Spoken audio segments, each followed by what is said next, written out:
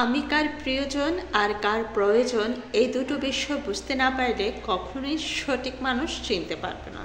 যে মানুষটা আমাকে প্রিয়জন মনে করবে সে কখনো তার নিজের প্রয়োজনে আমাকে ব্যবহার করবে না, বরং সবসময় আমার প্রয়োজনটাই তার কাছে বেশি প্রাধান্য পাবে। অপরদিকে যার কাছে আমি শুধুই প্রয়োজন তাকে আমার প্রয়োজনে কখনোই পাবো না। প্রিয়জনের কাছে কখনো সময় চাইতে হয় না, বরং মানুষটার সময় দেওয়ার জন্য সব সময় প্রস্তুত থাকে।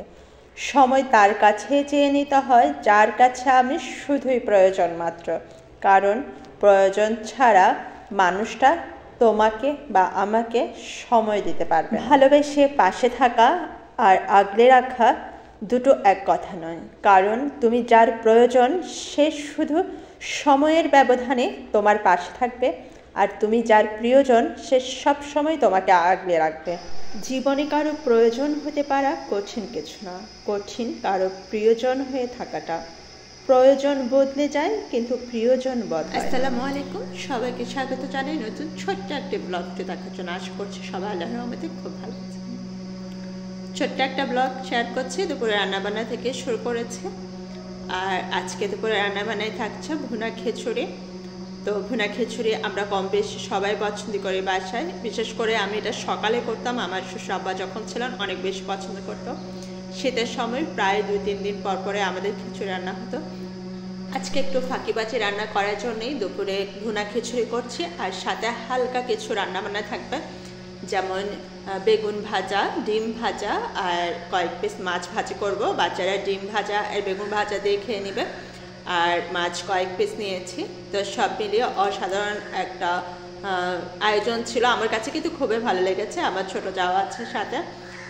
তো এই তো সব কিছু অল্প অল্প করে নিয়েছি, তার মানে এই নয় যে খুব দ্রুত আমার রান্না শেষ হয়ে যাবে, আমার কাজ শেষ হয়ে যাবে। এ ধরনের রান্নাতে কিন্তু অনেক বেশি সময় লাগে, অথচ 3 মিনিটের ব্লগে আপনাদের সাথে ফুল রান্নাগুলো শেয়ার করে ফেলেছে। ম্যাজিক জানি আমরা গৃহিণীরা, তাই না? এ পাশের চুলায় খিচুড়িটা বসিয়ে দিয়েছি, আর ওই পাশে বাকি রান্নাগুলো শেষ করে নিচ্ছে। আলহামদুলিল্লাহ সব কিছুর জন্য আজকে কিন্তু ফারহানও আছে আমাদের সাথে। ও অবশ্য সন্ধ্যায় চলে যাবে, তারপরেও ছেলেটা যখন বাসায় থাকে তখন অনেক বেশি ভালো লাগে। বাচ্চারা শুকনো শুকনো খাবার খেতে পছন্দ করে, সাথে আমিও। আর আমার ফারিহা খুব ঝোল জাতীয় খাবার পছন্দ করে, ওর জন্য আজকে একটু খাবার খেতে পছন্দ। আপনাদের সাথে কিছু কথা শেয়ার করেছিলাম প্রিয়জন আর প্রয়োজনীয়। যতটুকু দূর দৃষ্টি যায় সব দিকেই সব শেষেও মনে হয় প্রয়োজন ছাড়া আশপাশে কোনো মানুষ নেই।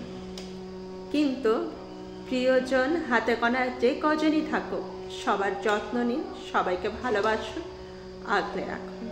জীবনে কারো প্রয়োজন হতে পারাটা কঠিন কিছু না, কঠিন হলো কারো প্রিয়জন হয়ে থাকাটা। প্রয়োজন বদলে যায় কিন্তু প্রিয়জন কখনোই বদলায় না। সবার জন্য অনেক অনেক শুভকামনা। রান্নাটা শেষ হয়ে গেছে, খুব মজা করে খেলাম আলহামদুলিল্লাহ। সবাই ভালো থাকবেন, সুস্থ থাকবেন। আল্লাহ হাফেজ।